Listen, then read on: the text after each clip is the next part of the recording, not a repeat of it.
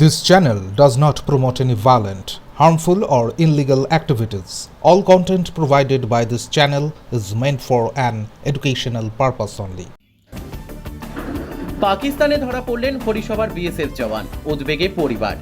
রেশনা পুরসভার ১৩ নম্বর ওয়ার্ড হরিসভা এলাকার বাসিন্দা বিএসএফ জওয়ান পূর্ণম কুমার সাউ এখন পাকিস্তানে আটক। পাঞ্জাবের পাঠানকোটের ২৪ নম্বর ব্যাটালিয়নে নিযুক্ত ছিলেন তিনি। ফিরোজপুর সেক্টরের ফিরোজগঞ্জ বর্ডারে ডিউটিতে থাকার সময় শরীর খারাপ লাগলে একটি গাছের ছায়ায় বসেছিলেন। তখনই ইনঅ্যাডভার্টেন্ট বর্ডার ক্রসিং ঘটে যায় এবং পাকিস্তান রেঞ্জার্স তাকে ধরে নিয়ে যায়। বুধবার রাত ৮টা নাগাদ এক সহকর্মীর ফোনে পরিবার জানতে পারে এই ঘটনার কথা।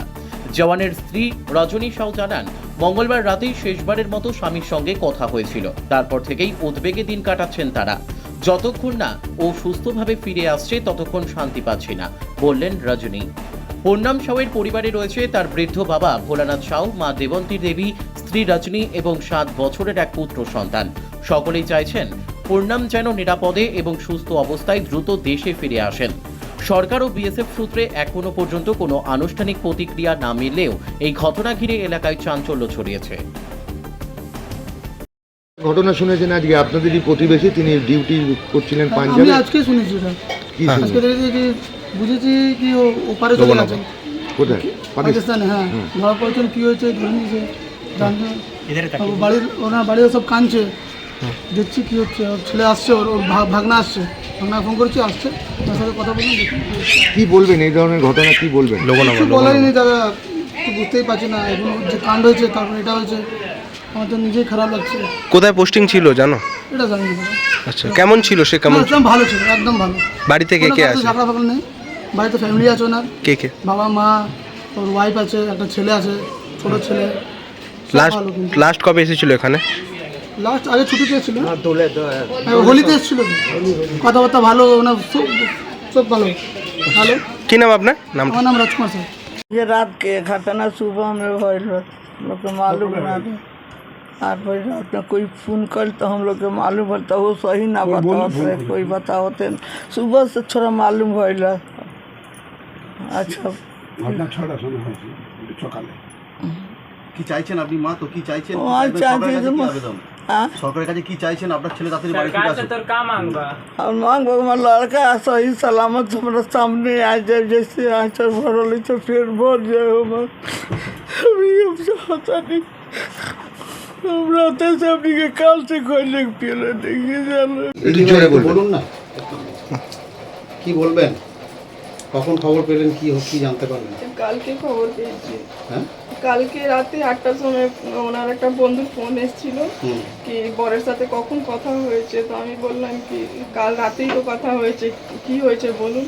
তো ওরা কিছু বলছিল না, বলছে বারবার একটাই কথা কি আপনার হাজব্যান্ডকে পাকিস্তান থেকে অ্যারেস্ট করে নিয়েছে। তো আমি বললাম কেন, কি বললেন উনি? তখন ওরা কিছুই জানাচ্ছে না।